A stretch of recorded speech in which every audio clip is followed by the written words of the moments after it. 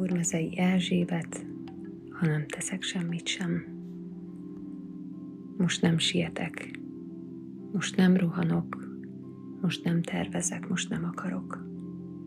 Most nem teszek semmit sem, csak engedem, hogy szeressen az Isten. Most megnyugszom, most elpihenek békén, szabadon, mint gyenge gyerek, és nem teszek semmit sem, csak engedem, hogy szeressen az Isten.